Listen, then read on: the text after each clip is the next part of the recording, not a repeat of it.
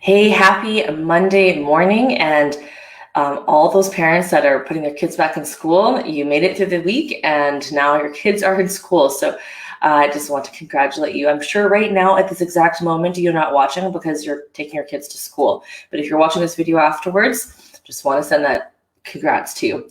So this week I'm going to talk to you about building is better a deal than buying, and kind of hashing into that a little bit.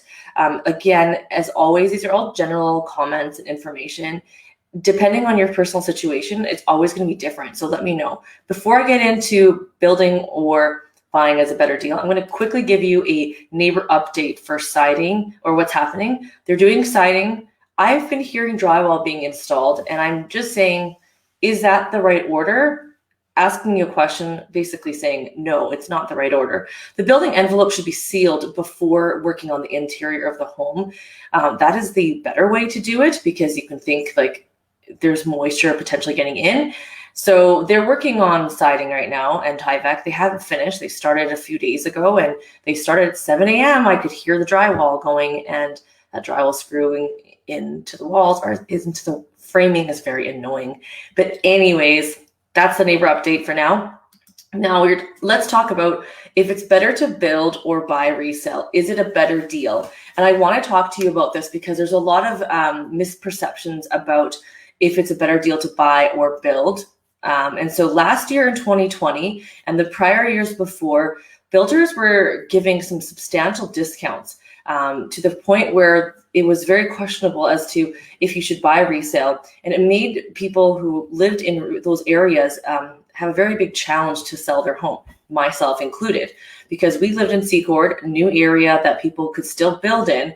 It challenged our property value. So even though our landscaping was done and all the window coverings were in and everything was done, basement was finished, so technically there's more to offer, because it was older and because you could build for cheaper, it didn't make any sense to buy resale. And so you saw the resale market take a huge dive, and you saw a huge discount there. Now, I'm saying this to give you context because in 2020, in May, the market started to change, and it started to change quite drastically. All the product that they had started to sell. The deal was such a great deal compared to what was out there in resale. Now we're starting to see things shift because of what's been happening. I've talked to you about this before, of lumber prices going up and the higher demand.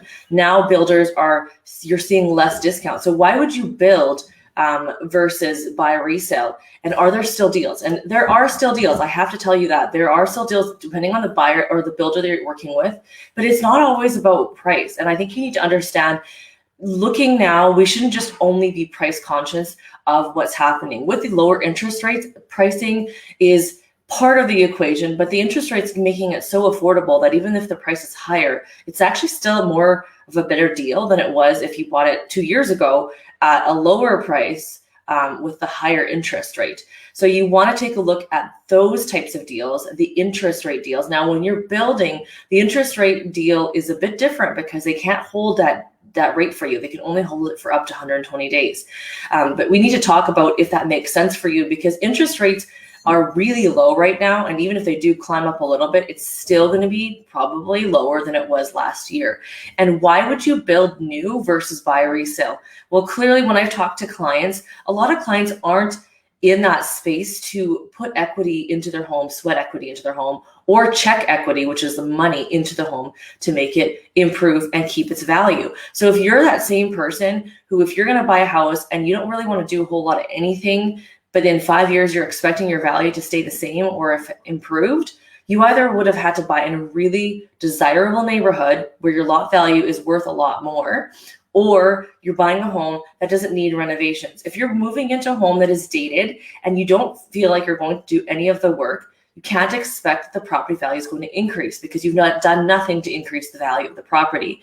If you were to buy and build new and move in, your house is brand spanking new. So if you didn't do anything in the next 5 years, your value is still there. Your value has grown because the values of properties and the cost of replacing that is higher. So what do you need to do when you're building? You got to make sure that you're building and putting the finishings in the home that are actually new and modern, not dated, because you can make that mistake and put more dated tastes into a brand new build, and that's going to deter your income as well. So make sure that when you're building, that you're doing everything that is, sometimes you have to get a little bit more trendy to kind of stay ahead of the curve, but you got to be careful because sometimes those trends don't stick, i.e. those dark blue cabinets, very trendy with the gold accents, very trendy, but I've already started to see that move away, and it's moving in towards more of, there's like the veneer fake wood look, but the white is always classic, right? You've got that always there. The dark brown has been